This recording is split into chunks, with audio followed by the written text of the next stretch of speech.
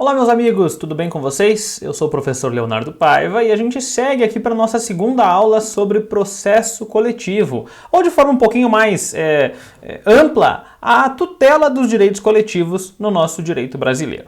Bom pessoal, na aula passada a gente falou lá sobre a base constitucional dos direitos coletivos no Brasil e na aula de hoje a gente vai falar um pouquinho sobre os princípios do direito coletivo. A gente vai ver que há alguns princípios que são específicos da tutela coletiva de direitos no Brasil. Mas antes disso eu convido vocês mais uma vez para vir aqui no meu site, dar uma olhadinha nos cursos que eu tenho disponíveis lá. Qualquer dúvida tem um campo lá de contato que vocês podem mandar para mim. Deixa também aqui embaixo no vídeo o seu comentário, o seu gostei, o seu não gostei, dá a sua impressão, suas sugestões também para a gente melhorar o nosso curso e as demais aulas que vêm por aí, tá certo, pessoal? Meu e-mail, redes sociais, sempre Prof. Leonardo Paiva, o e-mail @gmail.com e nas redes sociais, Instagram e Facebook você consegue me encontrar lá também. Me segue lá e acompanhe as nossas dicas e as nossas aulas que vão estar disponíveis para vocês, tá bom? Bom, então, pessoal, voltando aqui ao slide de apresentação, processo coletivo, a aula de hoje, nossa aula 2 de processo coletivo, vai tratar dos princípios processuais relativos à tutela coletiva na Constituição Federal e até de forma mais ampla no nosso direito brasileiro como um todo. E para a gente começar isso aqui, pessoal, para a gente começar a falar sobre esses princípios processuais na Constituição Federal e no direito brasileiro como um todo, é importante a gente fazer uma introdução sobre os princípios e as normas do nosso ordenamento jurídico. É uma coisa que bastante gente confunde, mas que vocês não vão confundir mais. Imagino que vocês já não confundam e se confundiam a partir de hoje, isso vai acabar. Vamos lá, pessoal. Princípio e norma. É muito importante saber que são coisas completamente diferentes. Os princípios, na verdade, são o pilar de fundação das normas. As normas jurídicas, o que são as normas? São as leis positivadas, né? A legislação constitucional, infraconstitucional, isso são as normas. As normas, elas são apoiadas em pilares, elas têm que ter uma base, uma estrutura para elas existirem. E as bases das normas são justamente os princípios. Então vamos voltar lá para a tela para ver justamente essa diferença. Os princípios, pessoal, diferentemente das normas, não se alteram com frequência ou facilidade. Convido vocês a dar uma olhadinha, no dia de hoje que você está vendo essa aula, dá uma olhadinha lá, joga no Google, leis aprovadas no dia tal. Dia de hoje, no dia que você está assistindo a aula, coloca lá. Você vai ver que vai ter inúmeras leis aprovadas no dia que você está assistindo essa aula aqui. E no dia anterior, e no dia anterior, e no dia seguinte. As leis são muito voláteis no Brasil. Muitas leis aí novas aparecem, substituem as antigas, revogam as antigas, modificam as antigas, surgem aí por conta de novas situações jurídicas e por aí vai. Esses dias aí passou a viger a nossa LGPD. Ainda está pendente a sanção presidencial, mas a ideia é que ela já esteja vigendo aí na sequência. E por aí vai, leis novas surgem todo dia. É para isso que serve o trabalho lá dos nossos deputados, dos nossos senadores a nível estadual ou aqui nacional e também dos nossos vereadores a nível municipal. Então eu desafio vocês a me encontrar um dia no país em que não tem uma lei nova. Eu tenho certeza que vai existir uma lei nova, seja em algum município, em algum estado ou até mesmo uma lei federal, tá certo? Então as normas são modificadas constantemente. A ideia do trabalho dos nossos legisladores é essa, modificar, alterar as normas. Só que essas normas, essas leis aqui de forma mais generalizada, elas são fundadas em premissas, em princípios, que é justamente aqui o que a gente está tratando. Esses princípios, portanto, são o que vem para ajudar a fundamentar, a embasar a norma que é modificada constantemente. Ao contrário da norma, o princípio não se modifica com toda essa constância. O princípio, normalmente, ele é mais estável, até para a gente ter uma segurança jurídica um pouco maior. Então a ideia é que as normas são bastante voláteis, se modificam, se alteram, se revogam, criam-se novas, ao passo que os princípios se mantêm constantes. Claro que os princípios podem ser modificados, só que para a modificação de um princípio eu tenho um tempo muito maior para isso acontecer. Eu preciso de uma mudança social, uma mudança de costumes grandes para que os princípios se alterem. E essa alteração, portanto, ela é uma alteração que toma um longo tempo. É quase impossível alterar um princípio aí de um mês para o outro, de um dia para o outro. É ao longo de uma caminhada muito longa que se alteram os princípios e normalmente se alteram de acordo com os costumes de uma sociedade. Então aqui, pessoal, como está ali na tela para vocês, os princípios são pilares, são justamente a fundamentação das normas. E eu coloquei ali embaixo que existem 3 principais funções para esses princípios. As 3 principais funções dos princípios em geral, eu não estou falando aqui só dos princípios da tutela coletiva, tá, pessoal? Estou falando aqui de princípios no ordenamento jurídico brasileiro. As 3 principais funções dos princípios são, portanto, a função fundamentadora, função interpretativa e a função supletiva. Como eu falei em primeiro lugar, as normas são fundamentadas em princípios. Eu preciso lá da nossa base do ordenamento, que são os princípios, para acima desses princípios construir as normas. Ou seja, as normas se fundamentam na nossa base, no nosso pilar, que são os princípios. As normas nascem, crescem, surgem a partir dos princípios que já existem dentro de um ordenamento jurídico. Então essa é a primeira função, a função fundamentadora da norma, fundamentando-se, portanto, as novas normas aos princípios já existentes e mais estáveis no nosso ordenamento jurídico. A segunda função, portanto, chamada função interpretativa, é aquela pela qual eu utilizo dos princípios existentes no nosso ordenamento para interpretar uma norma. A função aqui dos nossos operadores do direito, dos doutrinadores, da própria jurisprudência e dos advogados como um todo, é buscar a interpretação que melhor cabe para a norma naquele caso concreto. Uma mesma norma pode ter diferentes interpretações, a depender do direito que está sendo perquirido. Ou ainda é possível que, por conta de uma redação, aquela norma tenha possíveis interpretações diferentes. E é isso justamente o papel do nosso direito e das pessoas que compõem aqui o direito brasileiro, dos juristas de forma geral. Então lá, a ideia do princípio é justamente auxiliar na interpretação da norma. Em primeiro lugar, fundamentar a norma, em segundo lugar, auxiliar na interpretação. Então, mesmo que se escreva algo esdrúxulo lá numa norma, eu preciso analisá-la, interpretá-la com base no princípio que a fundamenta, no princípio que vige no nosso ordenamento jurídico brasileiro atualmente.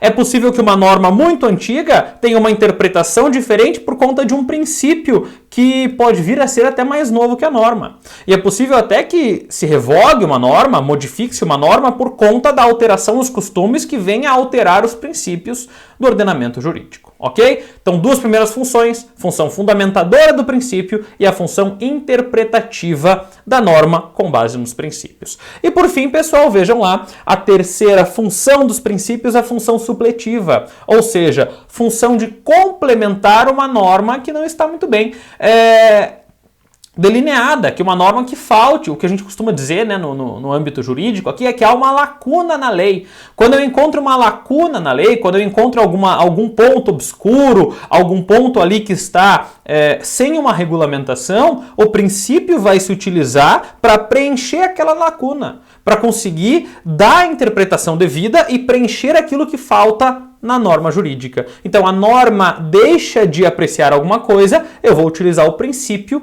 para complementá-la de forma supletiva para melhor interpretar essa norma. Então as 3 funções dos princípios como pilar, portanto função fundamentadora, a função interpretativa da norma e por fim a função supletiva, quando a norma carece, portanto, de alguma complementação. E a gente volta lá para o slide para dar sequência quanto aos princípios mais efetivos aqui no nosso direito, no nosso processo civil como um todo. Primeira coisa que a gente tem lá então, pessoal, vejam lá, todos os princípios gerais do processo civil se aplicam ao processo coletivo. Na nossa aula passada, no finalzinho lá, no final da aula eu falei sobre alguns princípios que são aplicáveis ao processo civil e, portanto, se são aplicáveis ao processo civil, são aplicáveis ao processo coletivo. Todos os princípios do processo civil se aplicam ao processo coletivo. Acontece que o processo coletivo vai ter alguns princípios próprios por conta da sua peculiaridade. Vou dar um exemplo aqui antes disso, então. Os princípios lá do juiz natural, princípios lá que tratam do contraditório e da ampla defesa, princípios que tratam da celeridade processual, da efetividade processual, todos esses princípios que são inerentes ao processo civil se aplicam ao processo coletivo. Porém, o processo coletivo vai ter alguns princípios seus, alguns princípios específicos, princípios próprios do processo coletivo, que é o que a gente vai ver aqui na sequência. Então, ali embaixo, entretanto, o processo coletivo possui seus princípios específicos.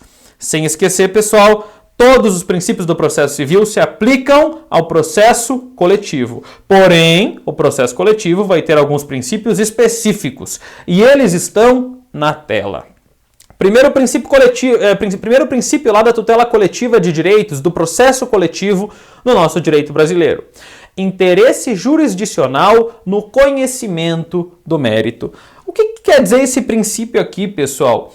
Quer dizer o seguinte, como o processo coletivo visa tutelar um direito que é de mais de uma pessoa, um direito além do individual, a intenção aqui do legislador e até mesmo, está na Constituição Federal, mas também até mesmo lá do próprio princípio do conhecimento do mérito, diz que o juiz, o julgador, vai sempre buscar conhecer o mérito daquela situação. Então, em alguns casos, quando tiver alguma nulidade relativa que possa vir a ser sanada, que não seja uma nulidade grave, que traga lá um prejuízo grande ao processo, essa nulidade pode vir a ser relativizada para fins de que o juiz conheça o mérito que se está buscando.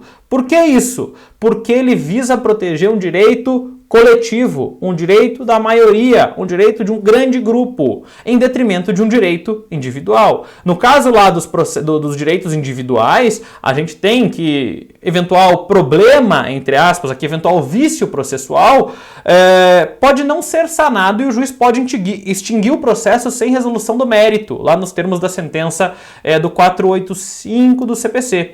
Aqui no processo coletivo, pessoal, a intenção é de que sempre que possível, quando eu não tenha, claro, uma nulidade insanável, um vício de forma absoluta, o juiz venha a conhecer o mérito, mesmo que haja algum probleminha ali na formação procedimental do processo.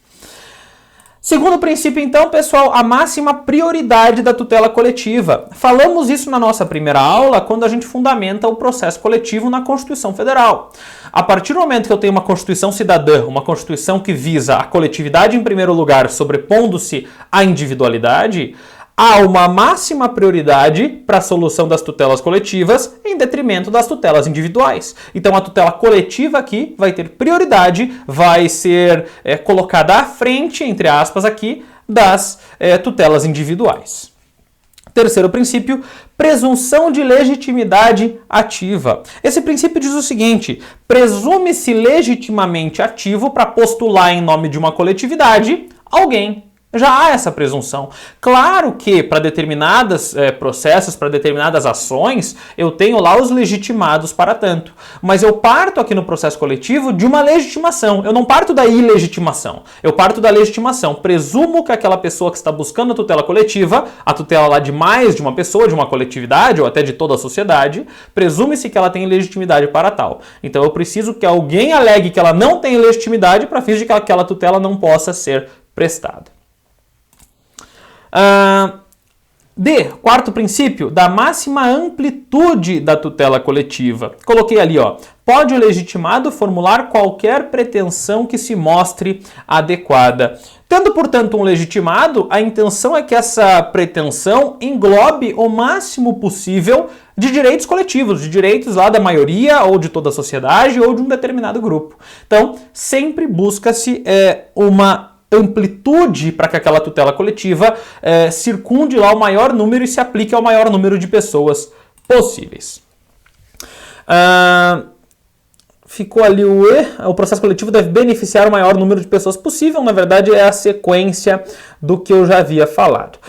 Letra que está como F ali, a máxima efetividade do processo coletivo. Coloquei lá que pode ser utilizado qualquer instrumento processual que permita a tutela efetiva e adequada do direito coletivo. O julgador deve, na medida do possível, buscar a verdade real. Então vejam aqui, pessoal, na máxima efetividade da tutela coletiva, o julgador deve buscar a verdade real. Então aqui, quando eu estou buscando uma tutela coletiva, não são as partes ali que vão, por si só e de forma que bem entenderem, delimitar o objeto e as provas que vão ser buscadas, inseridas no contexto desse processo. O juiz deve se valer ao máximo do processo e dos meios legais, obviamente, de soluções aí da situação, para buscar a verdade real, o que efetivamente aconteceu. A gente tem aqui no direito brasileiro duas verdades, né? O que a gente chama de verdade processual e a verdade real. Verdade real é o que aconteceu efetivamente, é a verdade. E a verdade processual é aquilo que se consegue provar nos autos. Então, isso é muito discutido, inclusive, lá no âmbito criminal. No âmbito criminal, quem melhor prova, se o Ministério Público ou se a defesa, vai acabar tendo o direito para si, vai acabar ganhando a demanda, de forma bem genérica aqui, né? Quem melhor provar o direito vai acabar ganhando a demanda. Vamos supor lá que o Ministério Público não junte uma prova que era essencial para comprovar a materialidade e a autoria de algum crime.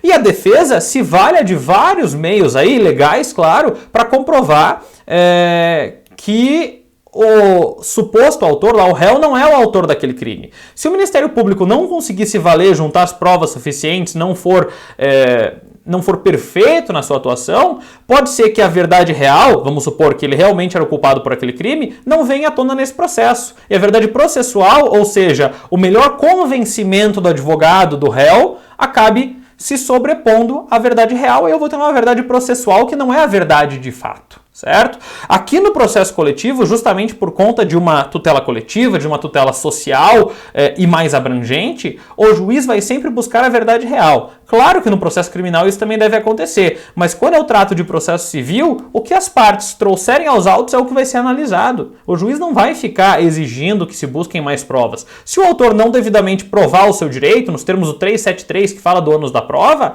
ele vai ter o seu pedido indeferido, vai ser improcedente o seu pedido. Aqui no processo coletivo é um pouco diferente. O juiz deve ir mais a fundo para conhecer a verdade real e julgar da forma mais justa possível. Vamos lá. Tá ali como G, a não taxatividade da ação coletiva, ou seja, tudo aquilo que nós temos na Constituição Federal, nas leis infraconstitucionais, que trata da ação coletiva, são meramente exemplificativos. São objetos que podem vir a ser buscados por meio da tutela coletiva, mas não são apenas aqueles objetos. Eu tenho vários outros objetos, por quê? Porque a lei e a Constituição não são taxativas, são meramente exemplificativas. Então, além do que consta na Constituição Federal e na legislação infraconstitucional, dependendo do caso concreto, é possível se buscar a tutela coletiva para outros objetos, para outras matérias, para outras situações. Letra H. Princípio da obrigatoriedade da execução coletiva pelo Ministério Público. Lembrando também o que a gente viu na nossa primeira aula, pessoal, é função princípio aqui do Ministério Público defender a sociedade por meio da tutela coletiva, inclusive. E é por conta disso que o Ministério Público é obrigado, ele não pode, ele deve executar as ações coletivas, executar aqui as obrigações oriundas de ações coletivas que visam aí a tutela da sociedade. Por exemplo, lá numa questão de dano ambiental, né? Quem é legitimado para executar? Eu tenho várias pessoas legitimadas. Só que o Ministério Público, que não apenas é um legitimado, mas é um obrigado a executar essa tutela coletiva que já foi deferida, enfim, já foi ganha aí num processo de conhecimento. E por fim, a legitimidade ativa concorrente, ou também chamada de legitimidade ativa pluralista. Quer dizer o seguinte, pessoal, que não apenas uma pessoa, não é só o Ministério Público que é legítimo ativamente para postular um direito coletivo, mas sim uma coletividade. Várias pessoas podem postular. Então lá, por exemplo, uma entidade de classe, lá o CRA, Conselho Regional de Administração, nos casos que envolvem, claro, a sua competência, a OAB também, o próprio Ministério Público, associações, entidades, partidos políticos. Eu tenho um rol grande de legitimados para buscar a tutela do dos direitos sociais. Então, essa legitimidade ela é concorrente ou pluralista. Se, por exemplo, um determinado... vamos lá, uma determinada entidade de classe buscou essa ação coletiva, esse direito coletivo a ser tutelado judicialmente, o Ministério Público pode entrar em conjunto. Então eu tenho a legitimidade pluralista, eu tenho várias pessoas que podem, em conjunto, pleitear aquele direito coletivo. Na sequência disso, então, nós temos o final da aula. Pessoal, novamente na tela meu e-mail, as minhas redes sociais. Sigam, pessoal, curtam a aula aqui, deixem suas impressões, deixem suas sugestões. Isso é sempre muito importante para que eu possa sempre melhorar a aula de vocês. Dá uma olhada na tela ali, anota meu e-mail, minhas redes sociais, dá um toque lá, dá um alô, segue, comenta, curte e eu vou estar sempre à disposição para melhorar para vocês. Espero que vocês tenham aproveitado a aula de hoje, salvem aí, qualquer coisa me pede o PDF, os slides, né, que eu mando em PDF, está sempre à disposição de vocês. Grande abraço a todos e até a nossa próxima aula de processo coletivo. Tchau, tchau!